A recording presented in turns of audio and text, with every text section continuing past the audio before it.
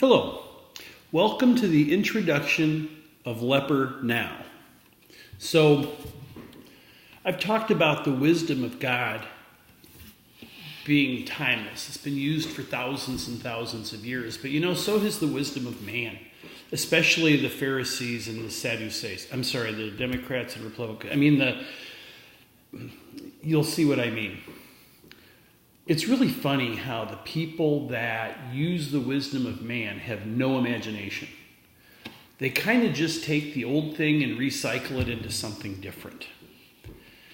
And I looked for situations where in politics we basically banish somebody out of existence and popularity based on sometimes the silliest of things. First, George H.W. Bush, he had a vice president, Dan Quayle, who was a very smart man, very principled, really good guy. People liked him because he also looked good. People compared his looks to that of JFK. But in a debate, one time, somebody asked him the most ridiculous, idiotic question you'd ever want a presidential candidate to answer, and that was how to spell tomato. And he misspelled it. So everybody branded him an idiot till the day he died. And that was a shame.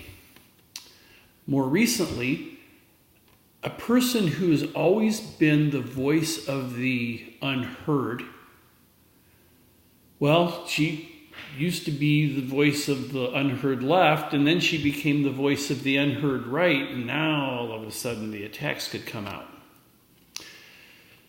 An ill-thought tweet in the heat of the moment banished her and every good thing she had done in her whole life in a way that kind of boggles the mind. What are we doing? You got to get to the core root of what's really going on. And we'll talk a little later on how I started reading. And I would go back, today to MLK, to the Red Scare, to Gandhi, and before. And I got all the way back to the Bible, and then I figured it out. See, back in biblical times, the one thing that would make you totally unclean, one very quick, easy thing that'll make you unclean, is being a leper. And what they would do with a leper is they'd have to be standing outside the city gates. I don't think they even left them in the city because they didn't want the whole city catching leprosy. Now, they did not understand at the time that leprosy is actually difficult to spread from person to person. And if you used your own cloth to blow your nose, you'll probably never catch it from anybody. What happened, though, is if you were a leper, you were unclean, you were banished. Isn't that kind of what we're doing today to people who disagree with us? We're making them lepers. That's the best example that I can give. At one point in time, people who were gay were lepers. Now the gays are clean, and people that are questioning some of the gay issues are lepers. It's just funky how this changes. The same thing, but a different change. Of course, one of the things that's going to hit me, and I'm going to take a few arrows over, is people are going to think that I'm insensitive to those with leprosy. And by the way, I refer to lepers in the Bible because that's the way the Bible refers to a person with leprosy, as a leper. Now, we know that that's wrong. Nobody is a leper. There may be people who have leprosy. But for the purposes of this argument, one sloppy tweet, one insensitive tweet doesn't make you a person with leprosy. It makes you a leper. By the way, leprosy is still in the world today.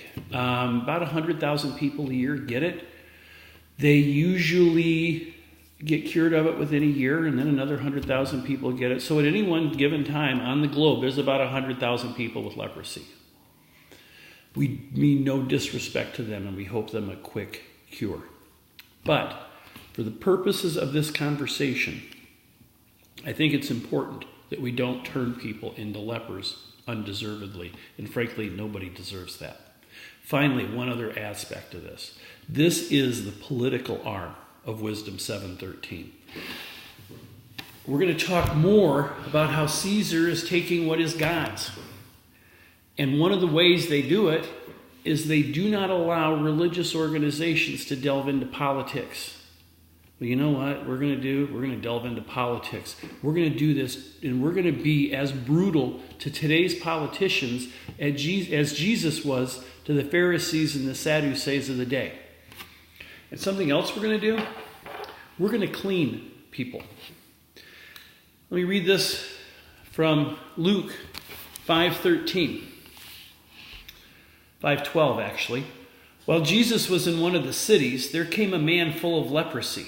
And when he saw Jesus, he fell on his face and besought him, "Lord, if you will, you can make me clean."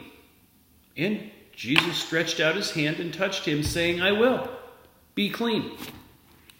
See, and that's what I think we need to do as narrow gate people who follow the wisdom of God. We need to stand up and voice our support to those who are being treated as lepers today. Oh my God. Troy is suggesting we do things that Jesus did. That's not right, is it? Well, actually, I'm going to read you another chapter just because you said that. This comes from John 14:12. And this is the words of Jesus. "Truly, truly, I say to you, he who believes in me will also do the works that I do. And greater works than these will he do, because I go to the Father. Whatever you ask in my name, I will do it, that the Father may be glorified in the Son. If you ask anything in my name, I will do it." We should follow the example of Jesus, but we need to be careful not to fall to the pitfalls of the day. People have this tagline before, "What would Jesus do?" Well, I think they were kind of using it out of context. Jesus was a very loving and very caring person for the individual and would help them be blessed and find the blessings of God.